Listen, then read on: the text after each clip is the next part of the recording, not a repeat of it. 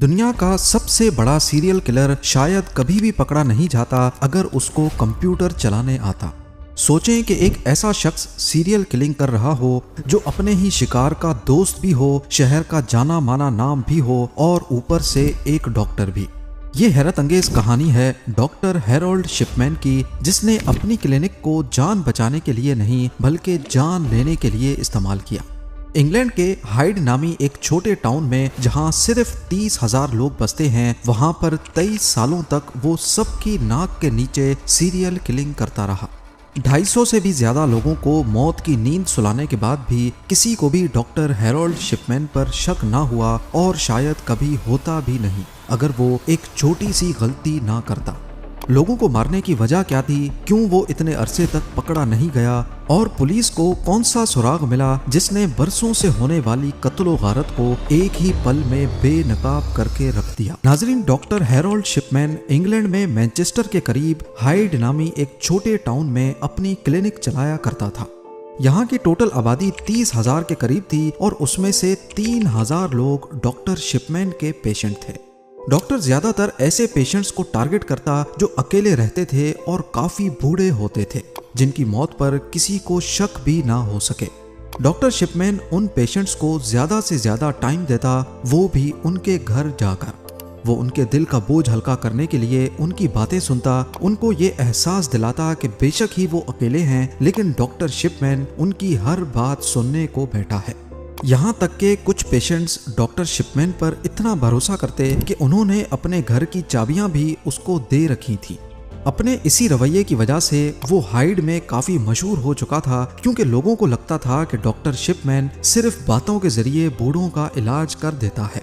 पर इस सब की आड़ में डॉक्टर शिपमैन बातों बातों में उनकी सारी डिटेल्स निकलवाता था कि कौन किस वक्त अकेला होता है, किसके पास कितनी दौलत और कितनी जायदाद है, घर में कौन कौन आता है और रिश्तेदार कहाँ रहते हैं। जब डॉक्टर शिपमैन को तसल्ली हो जाती तो वो अपने पेशेंट को मेडिसिन का ओवरडोज देकर मार देता था। अब क्योंकि वो पेशेंट्स पहले ही 80 साल से ज्यादा के होते तो उनकी मौत पर किसी को शक भी नहीं होता। कई सालों तक ये सिलसिला चलता रहा। पकड़ा जाना तो दूर की बात, उन पर किसी को शक भी नहीं हुआ, सिर्फ तब तक जब तक वो खुद गलती नहीं कर बैठा। डॉक्टर शिपमैन ने अपने कैरियर की शुरुआत हाइड से 70 किलोमीटर दूर पॉन्टीफ्रेक्ट नामी टाउन से की थी, जहां वो एक हॉस्पिटल में जॉब करता। फिर 1974 में वो पॉन्टीफ्रेक्ट छोड़कर टॉडमॉर्टन चला गया, जहां वो अब्राहम और मेरॉड मेडिकल सेंटर में जनरल प्रैक्टिशनर की पोजीशन पर लग गया। यहाँ जॉब के दौरान वो कुछ पेशेंट्स को पैथेडीन नामी ड्रग की ज्यादा क्वांटिटी प्रिस्क्राइब करते हुए पकड़ा गया, जो असल में उसको खुद इस्तेमाल करनी होती थी। पैथेडीन है तो असल में एक पेन किलर, लेकिन ये काफी नशा आवर मेडिसिन है। डॉक्टर शिपमैन को पैथेडीन के नशे की आदत थी और वो जानबूझकर अपने पेशेंट्स को ये मेडिसिन प्रिस्क्राइब करता, थोड़ी उनको देता जबकि ज्यादा मिकदार खुद इस्तेमाल करता था, जबकि पेशेंट्स को ये थोड़ी मेडिसिन की जरूरत भी नहीं होती। इससे होता यह था कि पेशेंट्स ये मेडिसिन लेने के बाद बहुत अच्छा महसूस करते, जबकि असल में उनको मालूम नहीं था कि वो नशा कर रहे हैं। यही वजह थी कि शिपमैन के पेशेंट्स ना चाहते हुए भी उसकी तरफ अट्रैक्ट होते थे। पकड़े जाने के बाद हॉस्पिटल एडमिनिस्ट्रेशन ने डॉक्टर शिपमैन को निकाल दिया और बात उसके लाइसेंस कैंसिल होने तक पहुंच गई।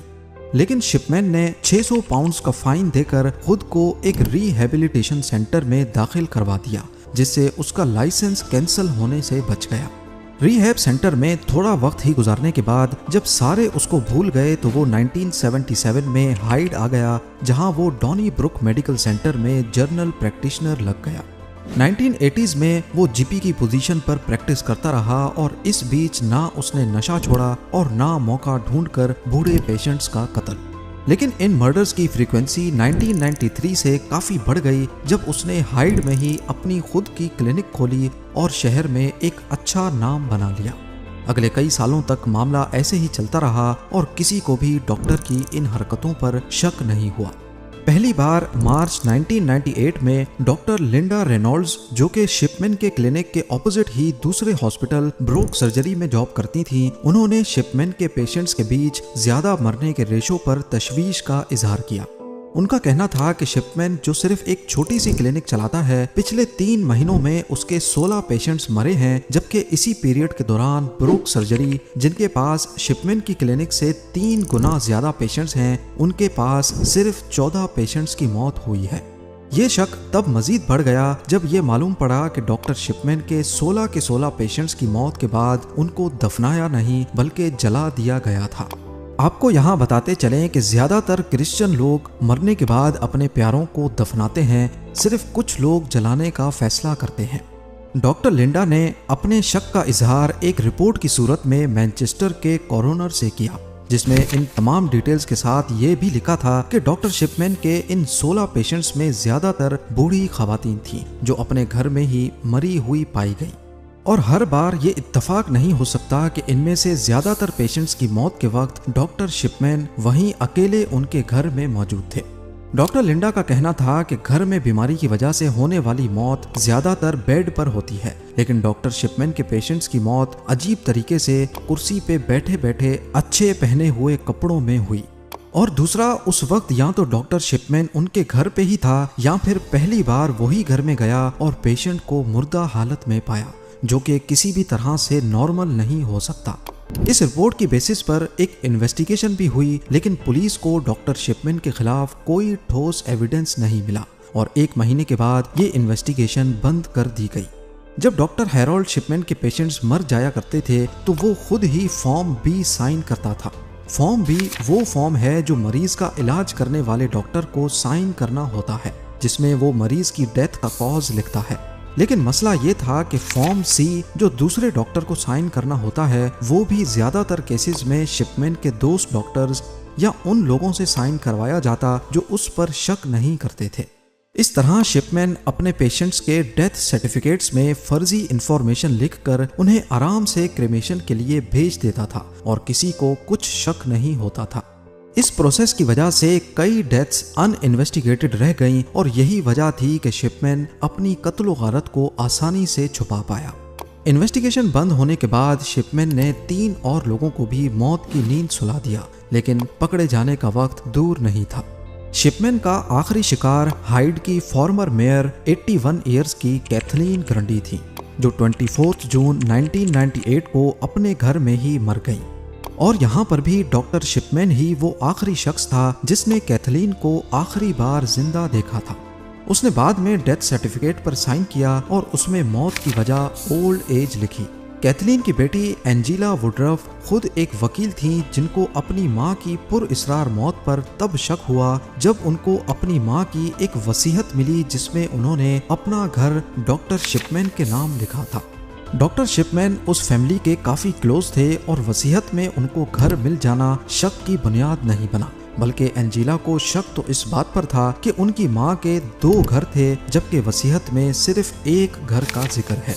इससे जाहिर होता है कि ये वसीयत किसी ऐसे शख्स ने लिखी है जिसको दूसरे घर के बारे में इल्म नहीं था और वो डॉक्टर शिपमैन ही था।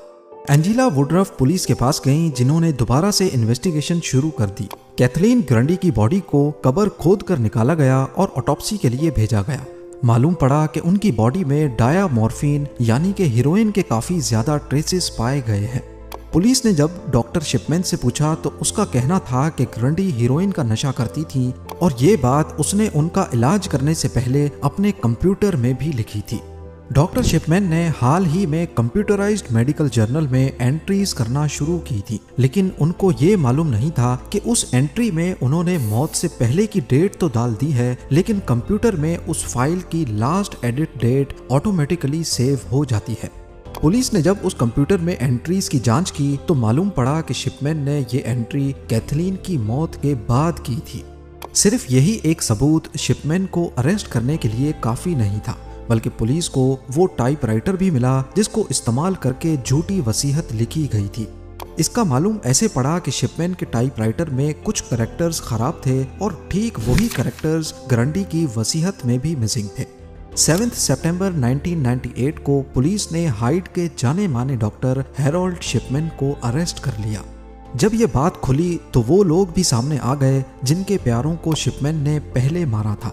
उनको शक तो था, लेकिन वो शहर के जाने माने डॉक्टर के सामने आवाज नहीं उठा सके। पुलिस ने 15 दूसरे पेशेंट्स को भी इन्वेस्टिगेट किया जो कुछ अरसा पहले ही शिपमैन के हाथों मरे थे। इन सारे केसेस में एक खास पैटर्न देखा गया, जिसमें पेशेंट को डायामॉर्फिन का जानलेवा डोज दिया जाता, उनके डेथ सर्टिफिकेट में वो खुद साइन करता और मौत की वजह में ओल्ड एज लिखता था। क्रिमेशन की सलाह भी शिपमैन खुद ही देता था ताकि जलने के बाद सारे सबूत मिट जाएं। शिपमैन इंक्वायरी के दौरान उन सब पेशेंट्स के केसेस को दोबारा देखा गया जो शिपमैन के केयर में मर गए थे। इंक्वायरी टीम ने उन सब डॉक्यूमेंट्स, डेथ सर्टिफिकेट्स और मेडिकल रिकॉर्ड्स को इन्वेस्टिगेट किया जो शिपमैन ने हैंडल किए थे। इसके अलावा उन लोगों की फैमिली से भी इंटरव्यू किया गया जिनके रिलेटिव्स शिपमैन के पेशेंट थे, और कुछ बॉडीज को वापस निकाल कर उनका फॉरेंसिक पोस्टमार्टम भी किया गया। ये प्रोसेस बहुत डिटेल्ड था और इस दौरान ये मालूम हुआ कि शिपमैन ने 1975 से लेकर पकड़े जाने तक टोटल 218 पेशेंट्स को कत्ल किया है। ये तो कंफर्म्ड नंबर है, लेकिन कई केसेस में सबूत की कमी की वजह से उनको कंफर्म नहीं किया गया। एक अंदाजा है कि ये नंबर 260 तक भी हो सकता है। कोर्ट ने 15 मौत के जुर्म में शिपमैन को 15 बार सजाए मौत सुनाई, यानी वो जब तक जिंदा है जेल से बाहर नहीं आएगा। पर 2004 में उसने अपने सेल की सलाखों से बेडशीट बांधकर खुद को फांसी दे दी।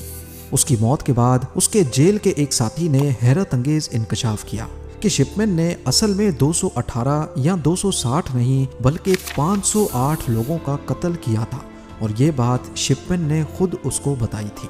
पर शिपमैन के इतने ज्यादा कत्ल करने की असल वजह आज तक सामने नहीं आ सकी।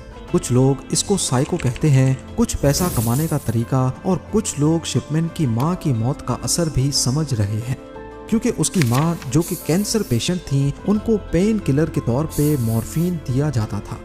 एक्सपर्ट्स का मानना है कि शायद शिपमैन अपने पेशेंट्स को भी ऐसे ही मॉर्फिन देकर मरता हुआ देखना चाहता था। आप लोगों के प्यार भरे कमेंट्स का बेहद शुक्रिया। मिलते हैं अगली शानदार वीडियो में।